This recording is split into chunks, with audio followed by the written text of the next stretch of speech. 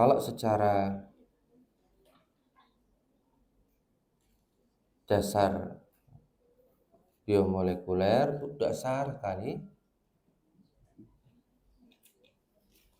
adanya suatu trauma atau adanya suatu kerusakan jaringan itu memicu terjadinya respon tubuh yang termasuk di antara proses penyembuhan jaringan.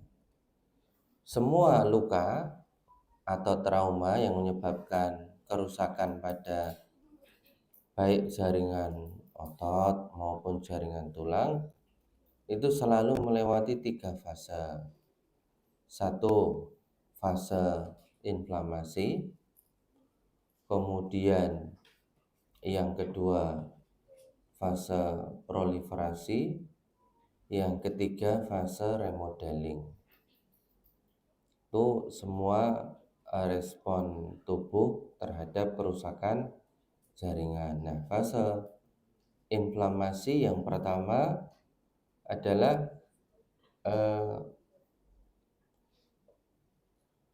adanya pengeluaran dari dalam tubuh kita melalui darah mediator-mediator inflamasi yang kemudian diikuti dengan, nanti kita bahas, kalau kita dulu hanya menyebutkan bahwa inflamasi itu nanti asam arachidonat diubah oleh siklooksigenase menjadi prostaglandin 1, 2, 3 tergantung siklooksigenasenya. Akan tapi pada masa ini tuh konsep mengenai inflamasi itu jauh berkembang. Ada namanya DAMPS atau Damage Associated Molecular Pattern. Semua kerusakan-kerusakan atau trauma pada jaringan itu menyebabkan respon tubuh yang sangat banyak.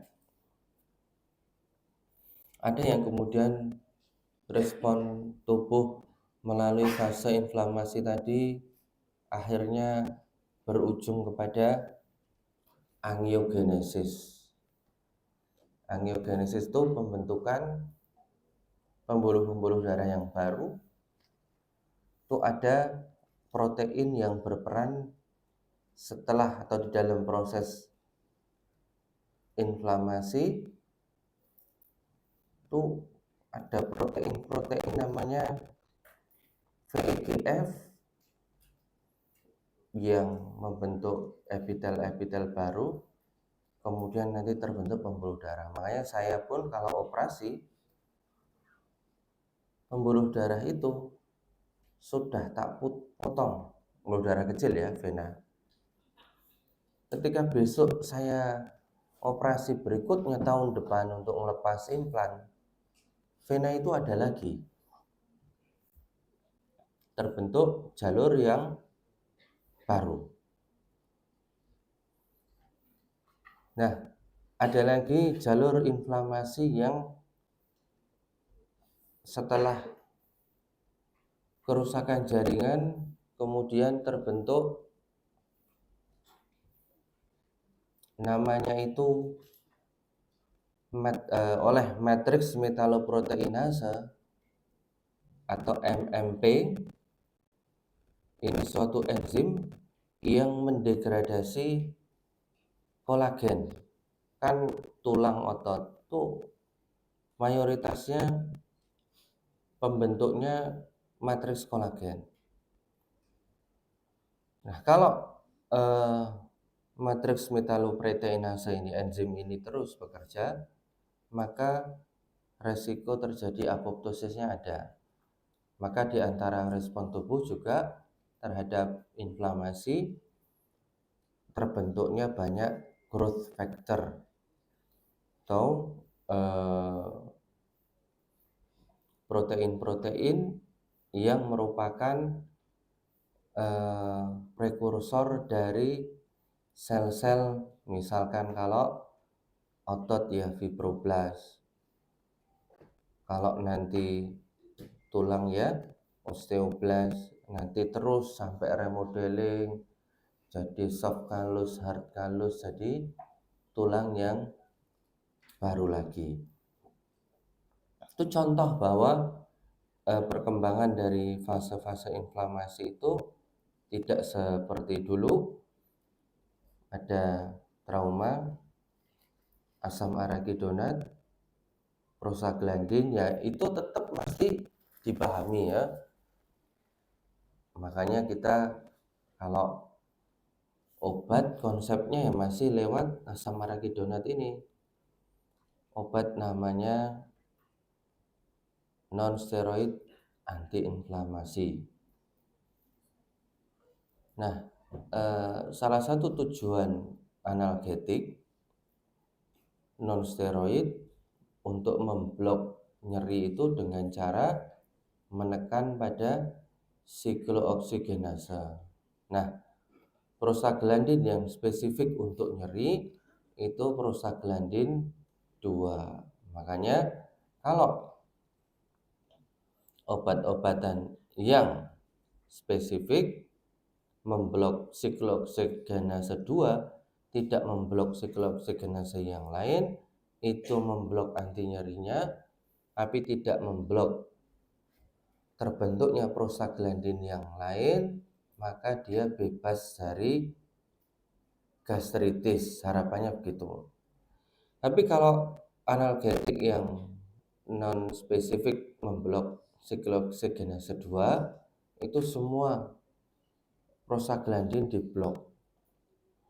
Semua prostaglandin diblok, makanya nyerinya berkurang tapi gastritisnya juga nambah karena tidak terbentuk prostaglandin yang melindungi lambung. Oke, sudah pusing? Sudah bisa dipahami ya, bisa ya? Ini cerita dongeng tidak ada wujudnya, ini bisa dipahami ya? Apa tadi yang inflamasi mengubah asam arachidonat jadi apa nak? Apa enzimnya? Yang spesifik untuk nyeri apa? Oke. Waduh. Selamat neng dohara, selamat neng kene iki.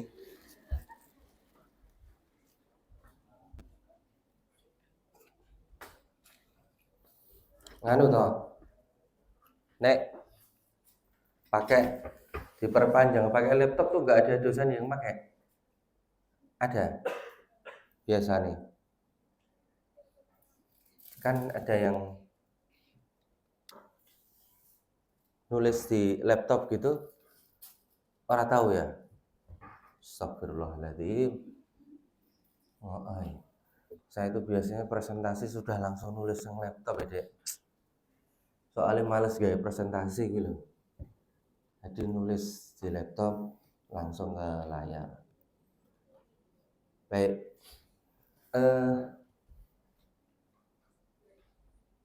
Ini contoh kasus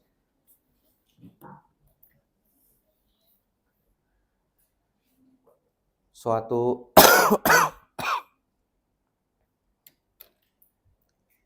ini saya curiga ya, mic ini baunya ono bau-bau rokok ya. Muka-muka ini nggak ada dosen yang rokok atau anu ya. Astagfirullahaladzim ya.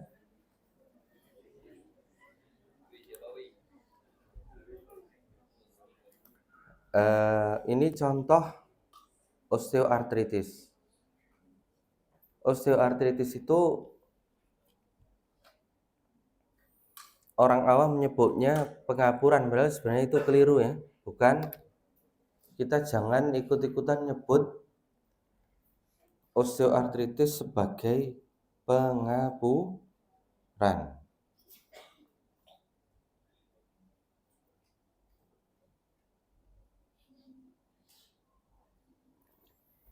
Nah, osteoartritis itu adalah kasus yang harian sebenarnya. Kalau kita praktek di fasilitas umum, fasilitas kesehatan tingkat pertama di puskesmas misalkan, atau sebagai dokter keluarga, keluhan di antara yang paling banyak itu nyeri lutut. Biasanya waktu sholat tuh tidak bisa duduk tawaruk maupun iftiroshi. Apa itu tawaruk sama iftiroshi? Golek dhewe. Nah, kita sering menyebutkan di umum, oh itu mergo oline kurang. Pernah dengar kayak gitu? Olinya apa? Kurang. Terus datang ke dokter karena begini deh, kita itu masih pokoknya njaluke apa dituruti, njaluke suntik ya disuntik. Nah, datang ke kita, Pak dokter pokoknya njaluk disuntik oli. Ya saya jawab, nun sewu mbah, bakul oline tutup. Loh lah piye iki dengkulku ki kurang oli. Ini kita menjelaskannya itu lama deh. Makanya daripada jelaskan suwe ini langsung disuntik. Suntiknya apa? Lidokain. Obat untuk anestesi lokal kadang-kadang. Yang lebih sulit lagi yang disuntik itu kortikosteroid. Betul anti nyeri. Tapi kerusakan di sininya makin berat. Nah, rusaknya atau OA itu sebenarnya adalah rusaknya kartilago ini. Jadi lapisan dari tulang ini di sendi itu namanya kartilago. Yang rusak apanya? Kartilago itu bahasa awamnya tulang rawan. Yang melapisi sendi itu namanya kartilago.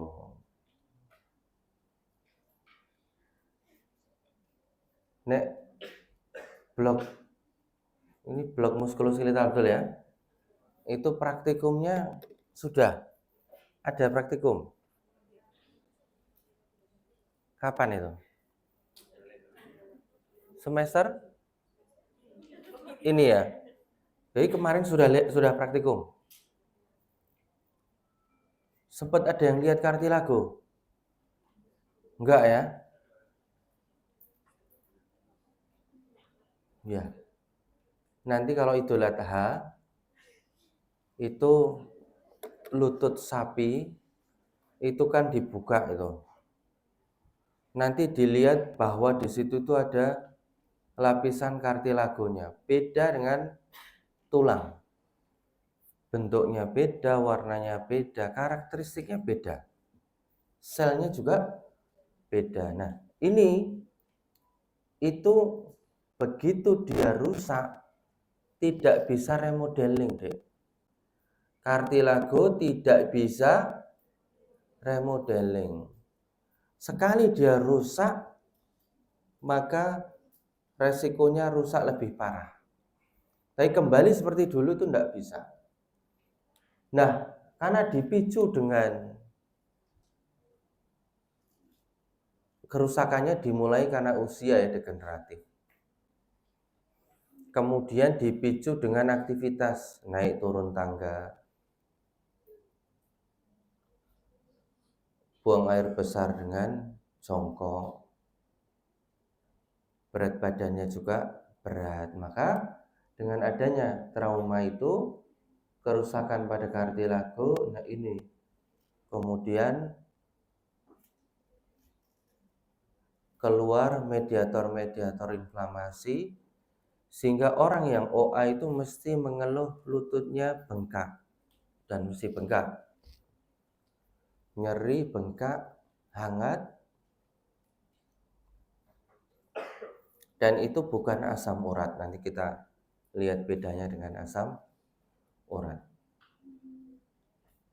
Dan itu sangat tipikal lutut, biasanya karena aktivitas, badannya agak obes, dan keluhannya itu ketika loading, ketika jongkok, naik turun tangga, atau sholat. Obatnya bagaimana terapinya? Betul, terapinya kalau untuk anti nyerinya ya analgetik. Akan tapi yang paling penting adalah mesti diistirahatkan dari loading. Naik turun tangga harus dihindari, WC harus ganti duduk, sholat juga sementara sambil duduk. Kalau di Masjidil Haram atau di Masjid Nabawi atau di Arab secara umum, orang tua-tua itu kalau dia masih bisa berdiri, sholatnya tetap berdiri. Dan memang mestinya begini kita ngajari. Ini sholat kalau pada OA lututnya nyeri itu, sholatnya berdiri, rukuknya juga berdiri, tapi ketika sujud rukuk. Itu untuk mengurangi tekanan pada lutut. Nah, ini kita lihat bedanya. Kartilago yang sehat itu dia tebal dan warnanya beda, makanya besok harus lihat. Tapi kartilago yang rusak itu sudah seperti aspal yang brocel gitu. Nah, ini yang tadi saya sebutkan diantaranya matriks metaloproteinase itu yang dia mendegradasi kolagen. Kalau dia OA, tidak cuman kartilagonya lama-kelamaan meniskusnya juga rusak juga. Makanya lama-kelamaan jalannya itu tidak nyaman. Makanya ada grade 1, 2, 3, 4. Terus sampai grade 4 tuh sudah tidak bisa jalan karena sudah rusak semuanya. Nah, apakah disedot cairannya itu bermanfaat? Ya, karena proses inflamasi cairannya itu banyak, maka dengan dikurangi cairannya yang isinya itu mediator-mediator inflamasi, dia akan nyaman. Karena mestinya cairan itu paling 3-5 mili, tapi di banyak kasus itu bisa sampai 20-30 ml. Begitu diambil tuh rasanya enteng. Nah, yang jadi masalah berikutnya itu disuntik dengan kortikosteroid itu loh. Saya itu punya pengalaman, saya sering lihat dalamnya ini deh. Ganti sendi ini juga beberapa kali. Di antara yang saya ganti sendi lututnya itu namanya Bu Syafi'i Ma'arif. Pernah dengar ya? Pak Syafi'i Ma'arif belum pernah dengar? Mengkokian sinau tenano. Pak Syafi'i Ma'arif itu ya ketua pimpinan pusat Muhammadiyah tahun 2000 sampai 2005. Ya, termasuk beberapa kali zaman Pak Jokowi jadi Dewan Pertimbangan Presiden. Kemudian meninggal dimakamkan di makam PKU. Ketika itu beliau masih penasihat presiden, Dek. Istrinya datang pakai kursi roda, tidak bisa jalan, datang ke PKU Gamping ketemu saya. Waktu itu kalau Pak Syafi'i datang itu sudah, bahkan dokter kepresidenan itu supervisi kita ke sini, termasuk mau membayari segala itu. Tapi Pak Syafi'i Masya Allah beliau katakan sudah sendiri saja. Kadang-kadang itu antri aja itu nggak mau didulukan. Nah, istri Pak Syafi'i itu sudah periksa ke sana kemari, kemudian ketemu saya pengen konsultasi, dok, ini istri saya bagaimana? Kalau sudah grade seperti ini mengoperasi Bu ya. Operasinya di mana? Di Penang, KL, Singapura atau Jakarta Pak Dokter? PKU Gamping saya bilang. Loh bisa? Gamping kok Bu ya. Insya Allah bisa. Tak undang ke koncoku sing iso ya. Ya berdua saya sama dia. Dia sama saya ning. Dia yang mulai, saya yang nutup. Iya. Jadi teman saya dulu, saya itu punya teman mahasiswa sejak dulu. Ya jarang satu bangku karena sering bolos. Saya termasuk jarang kuliah dulu deh. Karena ya saya mengandalkan teman-teman HSC ya, yang rajin-rajin begini ya. Teman saya seangkatan di S1 dulu di UGM ya, mohon maaf ya. Itu kemudian teman saya Rohis di Kerohanian Islam, saya ketua Rohis FK UGM waktu itu deh. Ada teman saya juga ketua Rohis SMA 11 deh ya. Kemarin ada koas tuh lulusan SMA 11 Rohis, wah tak kasih nilai 110. Loh gimana sholat Jumat depan sendiri sama 11 kok pada udah tak bilang itu. Saya kemarin peresmian PKU Sleman soft launching, bisa di Google ya. Itu nanti penanggung jawabnya saya, langsung tak lulus ketemu saya, tak jamin lulus. Ini ya urung mesti ketompo ya nanti di PKU, tapi insya Allah. Nah teman saya satu angkatan ini kebetulan dua-duanya pengen daftar ortopedi. Nah waktu itu UGM belum buka ortopedi, akhirnya dua-duanya daftar ke Solo. Tapi karena yang diterima itu waktu itu cuma 2 orang, dia mundur saingan dengan saya. Rip nek saingan karo kowe, ketoke kowe iki duwe wong jero. Akhirnya dia tak takut-takuti, dia daftarnya di Jakarta. Alhamdulillah dia keterima di UI, saya keterima di UNS. Kemudian dia lulus ortopedinya ya. Kemudian ya lanjut ini dulu. Namanya Dr. Solahuddin Ratomi. Beliau termasuk kalau hip and knee itu termasuk nomor 1, top. Ora top 1 ya, oli nek top 1 ya. Ya among the best lah di Indonesia. Alhamdulillah saya nemani operasi beliau dan Bu Syafi'i datang tidak bisa jalan.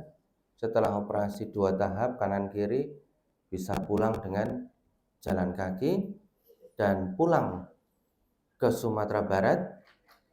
Pulang dari Sumatera Barat, waktu itu PKU Gamping belum ada masjid, beliau nyumbang 250 juta untuk Masjid Suja.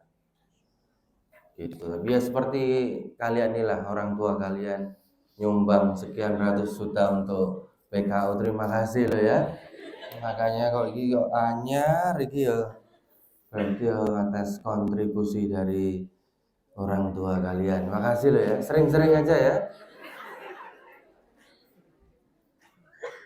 Duh, mau atuk tenan kaya aku loh ya. Nah, Dek, ada namanya itu penyakit rheumatoid arthritis. Ciri rheumatoid arthritis dicatat ya HSC ya. Yang pertama itu poliartritis. Yang kedua bilateral. Yang ketiga, mulai dari sendi-sendi kecil.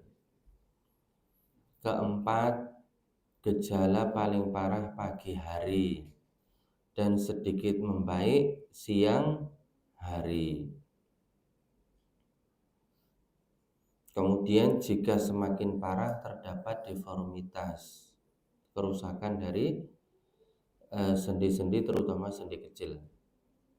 Nah, kenapa kok bisa terjadi poliartritis kanan kiri? Itu karena dia mekanismenya tidak seperti OA tadi yang karena rusak kartilago. Karena usia, kemudian aktivitas kartilago rusak. Kalau RA ini, rheumatoid arthritis, itu dia memang pasien tersebut memang sudah memiliki bakat atau genetik terjadinya hipersensitivitas. Jadi dia memang di dalam tubuhnya itu ada pemicu yang menyebabkan reaksi imunnya itu berlebihan. Dan itu bisa muncul di usia 30, 40, 50. Ya kalau ada yang mengatakan dulu saya nggak seperti ini kok sekarang seperti ini, karena manifestasinya beda-beda. Nah, RA ini termasuk yang paling berat karena dia termasuk, kalau bahasa awamnya itu, tidak bisa sembuh, harus terkontrol dengan obat-obatan yang menekan reaksi antigen antibodinya tadi. Dia harus minum obat terus-terusan. Kalau tidak, ya akan merusak, akan lama-kelamaan ya satu nyeri, tiga kan rusak sendinya. Dan ini memang pasien biasanya frustrasi, dokternya juga frustrasi, orang kok nggak sembuh-sembuh dok, sudah 2 tahun saya, sudah 3 tahun. Padahal memang secara teori itu hanya bisa dikontrol dengan obat. Nah, yang paling sering diserang untuk rusak sendinya, dan dia memang akan merusak sendi, itu pada sendi-sendi kecil, sehingga menyebabkan deformitas, jarinya itu bengkong gini karena rusak sendinya.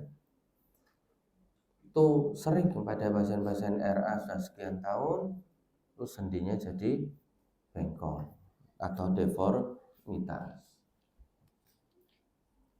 Ini inflamasi yang lain,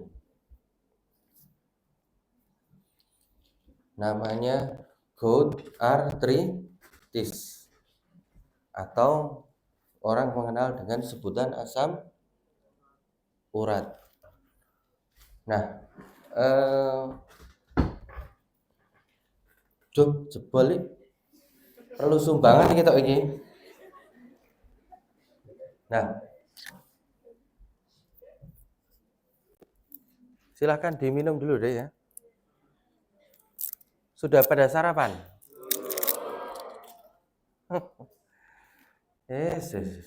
Kok kuliah emang mulainya jam 7 toh? Oh toh? Astagfirullah, terlalu pagi itu ya.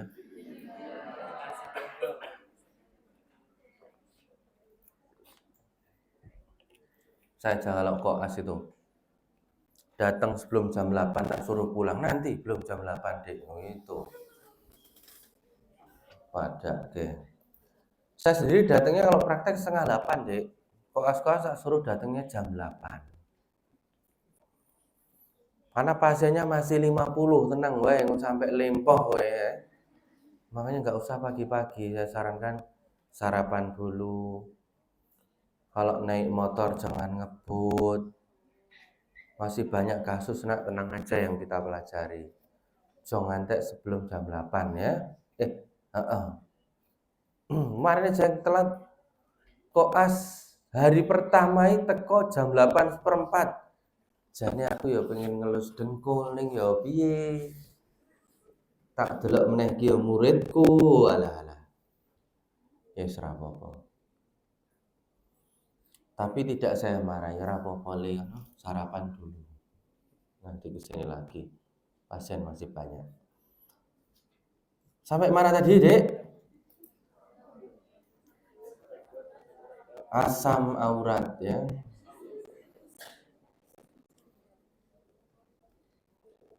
Supaya kalau saya nggak sakit tuh mau banyak ceritanya ya gimana ya. Masih batuk, Dek. Sebenarnya cerita di Doha itu kemarin saya lewat ke Al Khalifah Stadium ya.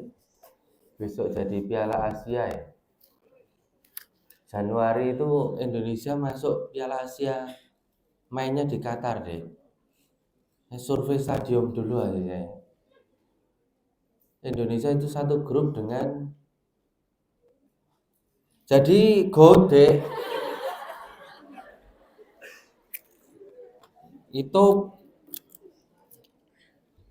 memang tidak bisa terjadi kecuali pada pasien yang memiliki memang kelainan pada metabolisme purin.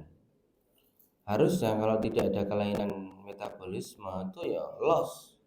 Makan protein mengandung purin, diekskresikan lewat urin, lewat feses, selesai. Tapi ada yang memang memiliki genetik yang gen ngatur metabolisme purinnya itu rusak.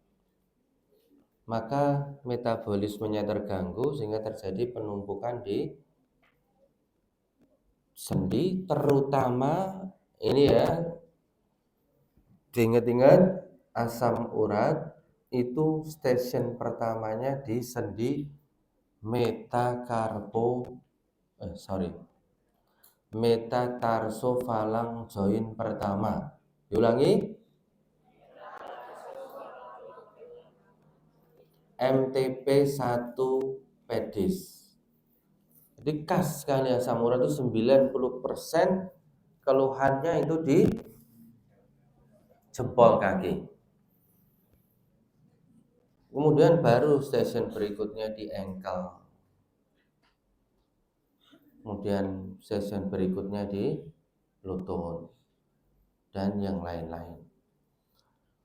Tapi hampir tidak pernah asam urat tiba-tiba ada di shoulder joint, itu tidak pernah.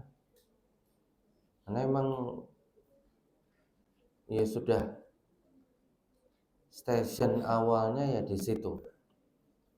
Ada banyak teori kenapa di situ, tapi yang penting yang kita ketahui metatarsofalang joint, kristal urat di situ, inflamasi, bengkak, merah, nyeri, dan nyerinya sampai tidak bisa berjalan. Obatnya ya antiinflamasi diantaranya. Sekarang sudah mulai berkembang ya, nanti ketika koas kita bahas. Nah, ini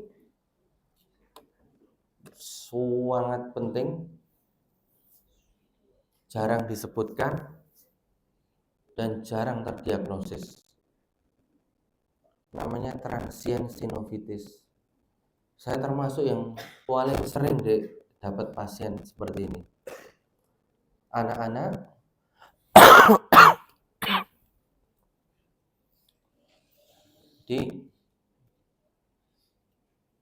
anak-anak nyeri tidak mau jalan, kemudian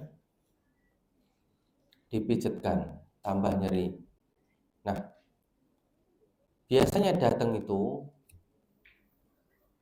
malam harinya anak ini itu rewel, pagi hari nggak mau jalan, sampai besoknya juga nggak mau jalan karena nyeri. Tapi kalau ditanya nyeri di mana, anak-anak sulit diminta untuk mendeskripsikan.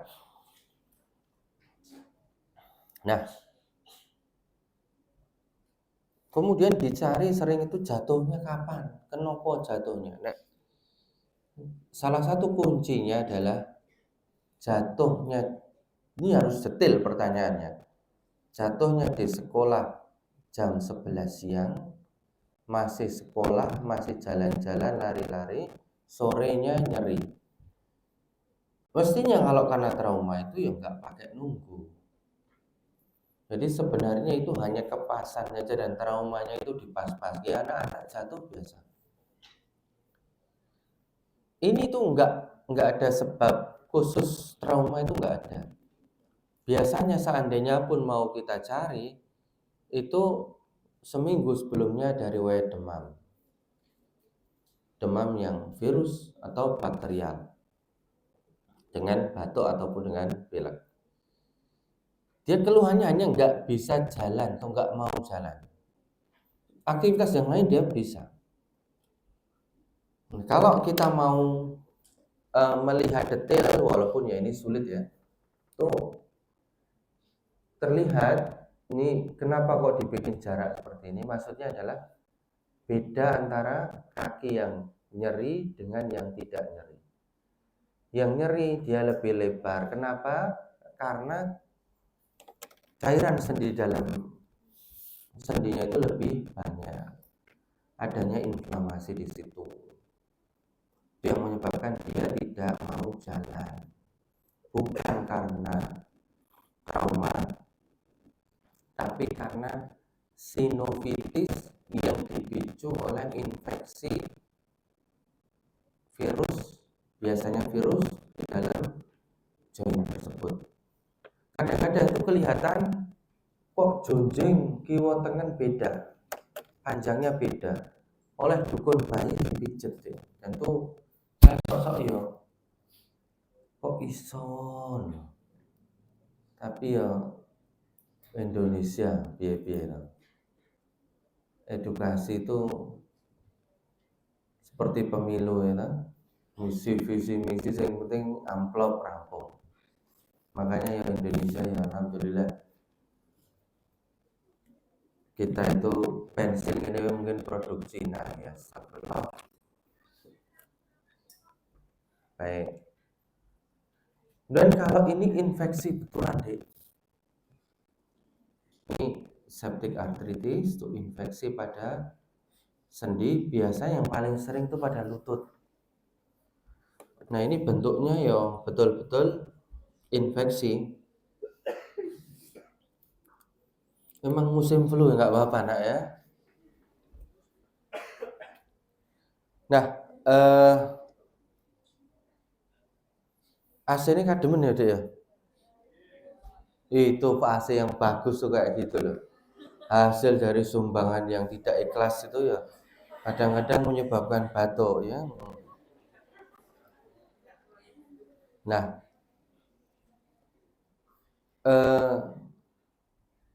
tanda inflamasi karena OA dengan inflamasi karena infeksi itu agak berbeda deh. Kalau inflamasi karena OA itu dia nyerinya emang betul-betul cuman di lutut. Tapi kalau karena infeksi itu mesti ada tanda sistemiknya. Tolong dicatat ya Bu ya. Nah, HSC. Kalau septic arthritis itu ada gejala apanya? Sistemiknya. Ada demamnya. Nyerinya juga lebih berat. Bengkaknya juga lebih berat. Ada pertanyaan? Ada yang bisa menggantikan dek? Tidak mana dek? File.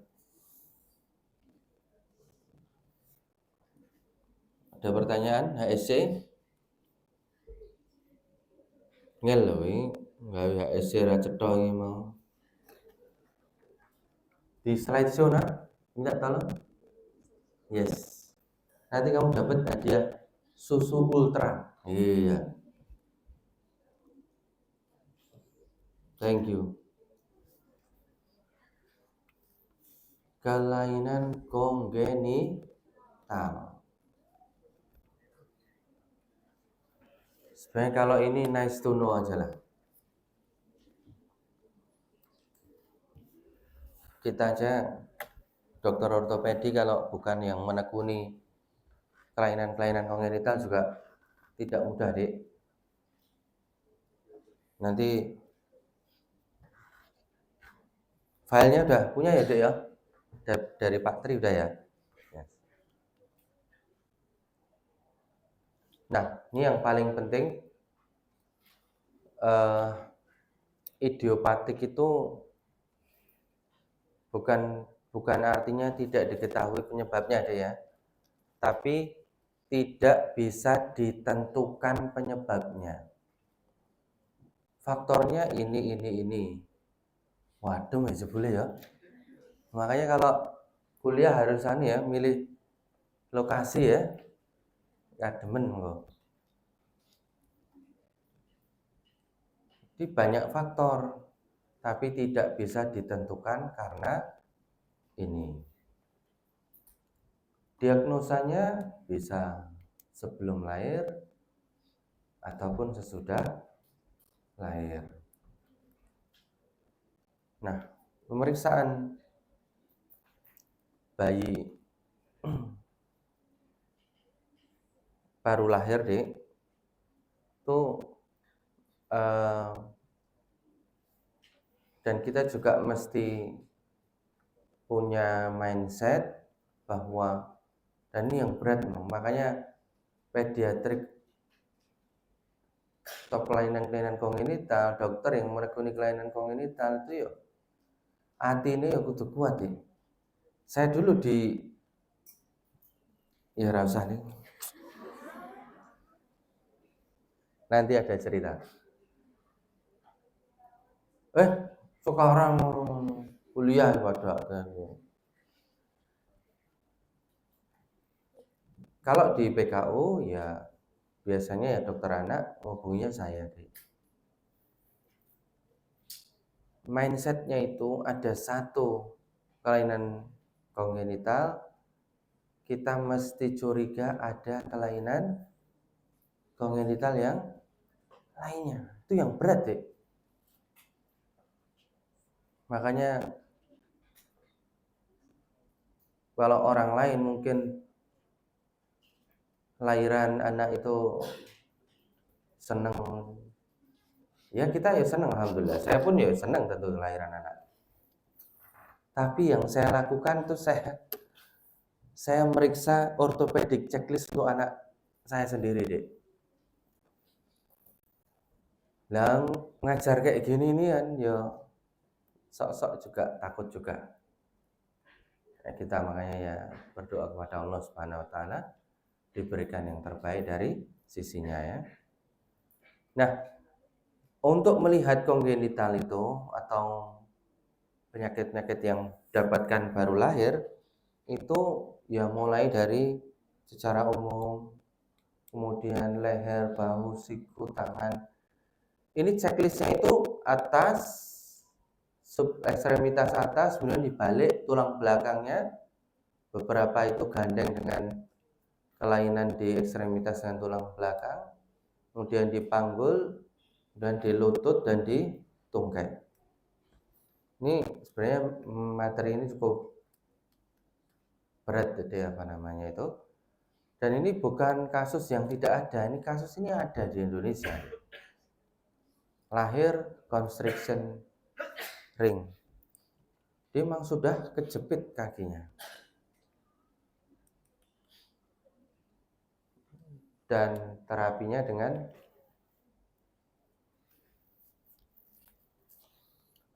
operasi. Kalau tidak dioperasi ya tentu akan mengganggu bagian distalnya, pertumbuhan distalnya akan terganggu. Ini kalau terganggu ya fungsinya yang kan terganggu. Kemudian congenital muscular torticollis. Torticollis ini memang secara kongenital dia ada pemendekan dari musculus. Yang tahu deh musculus apa? Yang ada di sini nih? Yes? Sternocleidomastoideus. SCM ya. Sternocleidomastoideus. Kalau kondisi awal-awal itu masih bisa dengan manipulasi, dengan stretching. Kadang-kadang butuh tenotomi yang percutaneous sampai yang dibuka total. Dan congenital scoliosis. Sebenarnya scoliosis ini kemarin kita bahas di antara tulang belakang itu ada yang degeneratif ketika usia tua jadi scoliosis. Mayoritasnya itu idiopatik scoliosis yang berkembang mulai masa menstruasi dan mayoritasnya wanita deh. Biasanya ki wanita kuru tuh hampir 99% skoliosis itu wanita kuru. Beruntunglah yang tidak kuru ya. Anda terbebas dari skoliosis. Ayo ana untungnya tenang wae. Nah ini semester berapa telu ya? 3 ya. Nah, kalau congenital scoliosis itu tidak nunggu berkembang kurva ketika menstruasi. Begitu lahir dia sudah ada kurvanya. Skoliosis ini kasusnya yang idiopatik ya, cukup banyak ya. Kemarin hari Senin juga saya ada hampir tadi yang saya sebutkan, transient synovitis, osteoartritis, rheumatoid arthritis itu ada di praktek hari kemarin. 50 kasus deh hari itu. Besok juga praktek 50 lagi deh. Jadi saya itu praktek cuma di PKU Gamping tok deh. Selang-seling biar selingannya bisa untuk ngajar gini. Ini ya rasa suwe-suwe harap operasi gitu. Nah, serasa we. Jadi ini kasus ini namanya osteogenesis imperfecta. Ini dia lahir dengan biasanya sudah patah tulang. Kenapa? Ditarik oleh bidan, tulangnya sangat rapuh, fraktur. Tapi kalau kita lihat anaknya, biasanya itu tulis ya blue sclera namanya. Jadi matanya itu kebiruan bukan karena kebule-bulean, tapi karena ada problem kelainan kolagen di masa kandungan. Dan nanti dia sembuh, tidak perlu jatuh kebentur sedikit, patah lagi. Sehingga mudah sekali terjadi fraktur. Ini kasus yang jarang di Indonesia. Di Eropa banyak. Ini kalau konferensi internasional pediatrik ortopedik, developmental dysplasia atau congenital dislocation of the hip itu banyak dibahas. Di sini saya selama residen itu mungkin hanya ketemu 1-2. Alhamdulillah selama praktek nggak pernah ketemu. Tapi di Eropa banyak. Sehingga banyak kursus untuk diagnosa intrauterin untuk dislocation hip congenital. Kita alhamdulillah juara. Bundet ini. Mereka pakai pavlik harness namanya. Kalau ketahuan langsung sejak bayi dipakai seperti dan bisa sembuh. Jadi yang awalnya mudah dislokasi itu dia akan memperkuat tubuhnya sendiri dengan distimulasi harness seperti ini. Harness itu baju yang modifikasi atau ortosis modifikasi sehingga dia tidak mudah dislokasi. Kemudian ini kasus yang sering di Indonesia, tapi juga sering dipersepsi salah. Namanya genovarus atau Blount disease. Orang sering menyebutnya kaki O. Kalau dia betul-betul Blount disease, itu dia sudut tibiofemoral angle-nya itu tinggi dan tidak seperti kadang-kadang ya, mohon maaf ya, mau masuk polisi tentara itu gak boleh ada sudutnya, yaitu keliru besar. Semua kita itu mesti ada sudutnya. Makanya kalau mau penerimaan tentara polisi, saya sering kedatangan pasien, dok gimana ngeluruskan, itu dalam hati saya sing perlu diluruskan itu adalah pikirannya. Lawang ini itu lurus normal, sing lurus total itu hanya kaki meja, nah saya bilang. Kaki kursi, kalau kaki manusia mesti ada sudutnya. Nah ini ya memang susah deh ya. Iya, ya kalau masuk TNI bayari larang kayak masuk FK UMY ya biaya ya. Ya kita lanjut ini ya, Dek. Tapi masuk UGM sekarang mahal Dek ya. Wah, kata siapa? Iya toh. Zaman saya dulu tahun 97 Dek masuk daftar juga di FK UMY Dek sambil nunggu UMPTN. Sumbangan masuk FK UMY waktu itu 5 juta Dek. 97.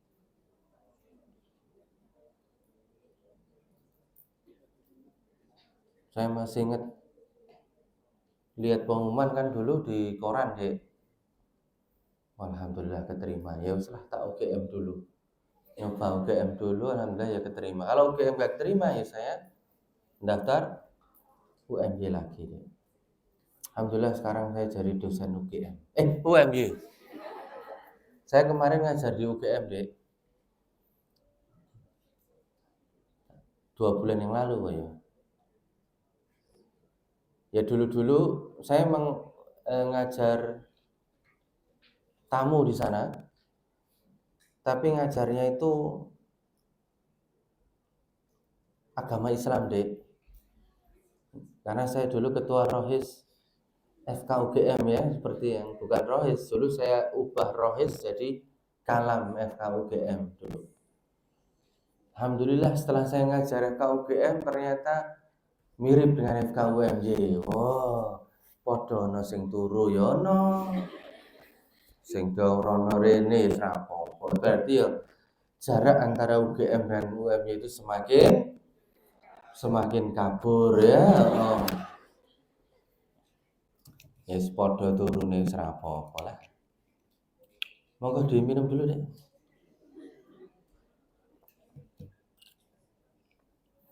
Nah, Blount disease itu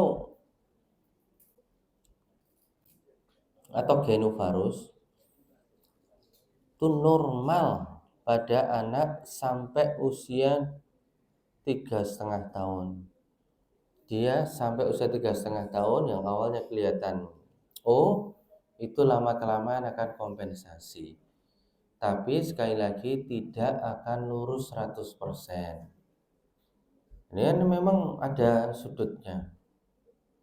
Tidak ada masalah itu. Ya nanti kirim ke Dr. Arifuddin aja lah. Bukan apa-apa, kadang-kadang itu mencari alternatif yang salah. ketemu tukang massage ditarik di make itu bracing, nggak akan. Lebih baik kalau saya sarankan, Pak, kalau memang masuk polisi itu harus sikilnya lurus, saran saya lebih baik masuk FKUMY.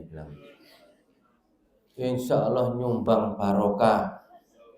Nanti lulus juga ngobati bismillah, diajari. Hasilnya pun juga insya Allah berbarokah dibandingkan dengan. Jadi gini deh ya, Bos. Genu.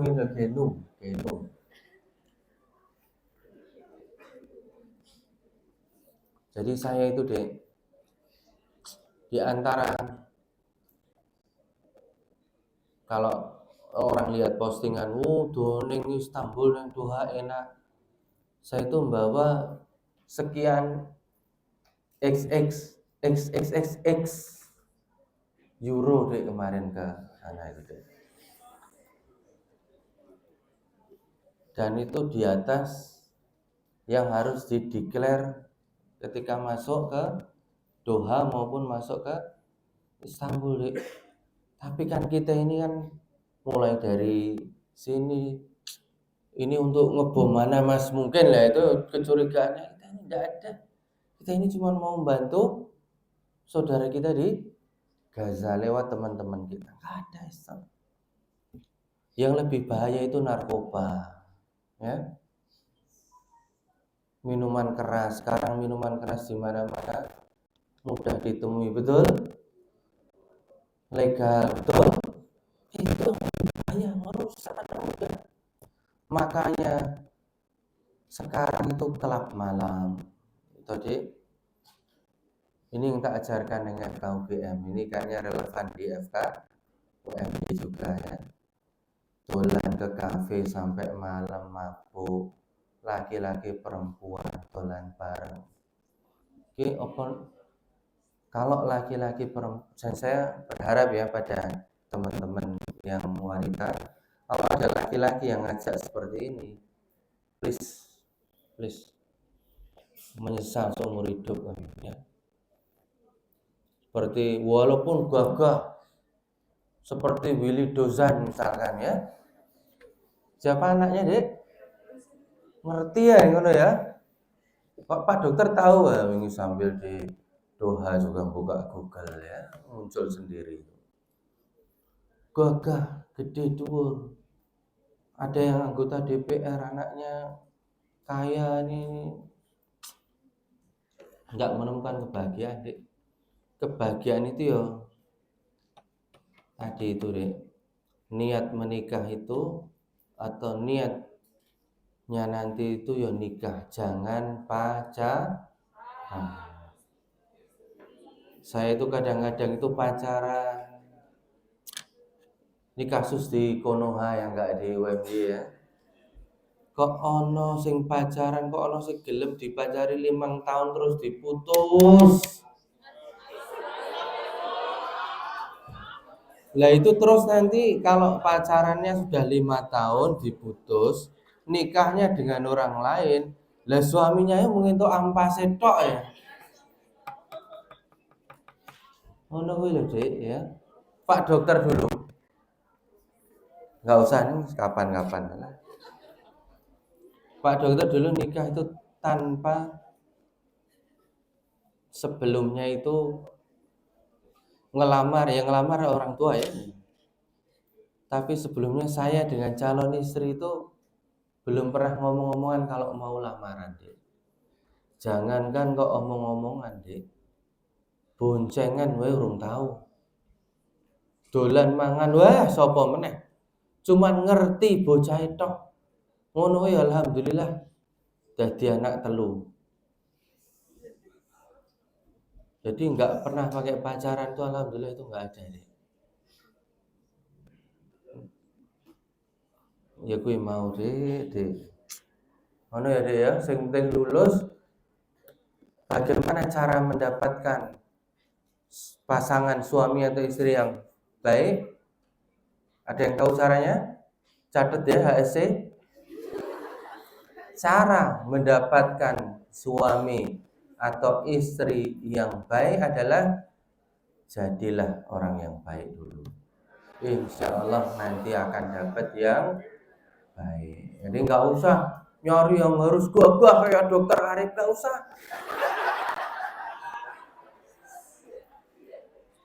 Lah dulu gimana? Saya itu nun sewu ya, mohon maaf ya Dek ya. Saya dulu mahasiswa FK UGM.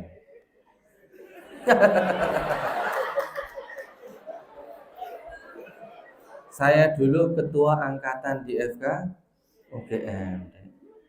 Saya dulu ketua Rohis.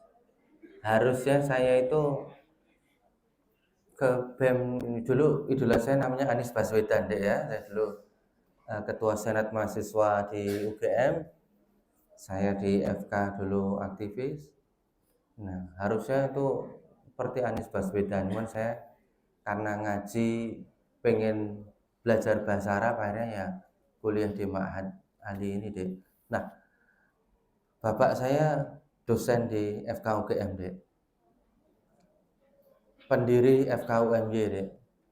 Jadi kalau misalkan mau pacaran itu yo payu garis keras, payu keras lah kira-kira. Enggak gitu. Saya milih ngaji saja. Insya Allah istri yang milih kan ibu saya. Dan pilihan ibu pasti yang terbaik untuk anaknya. Baik kita akhiri urung sih ono iki. Saya wis ditunggu berarti jam 09.00 aja nih aku. Demikian juga Genovalgus ya.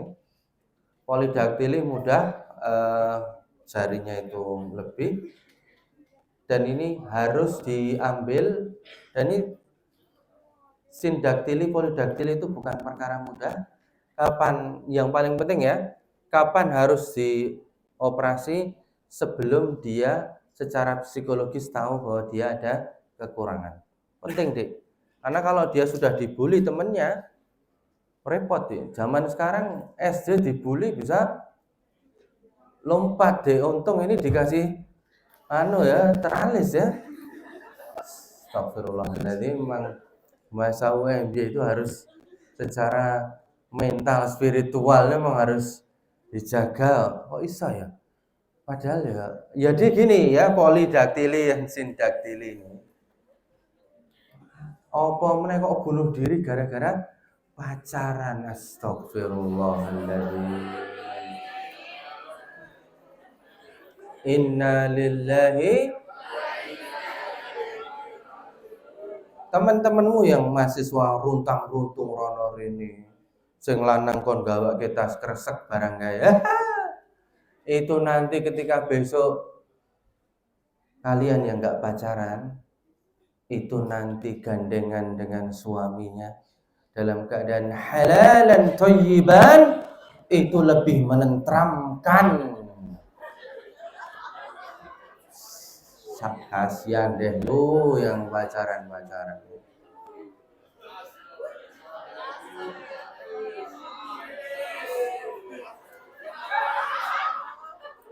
Ya, ini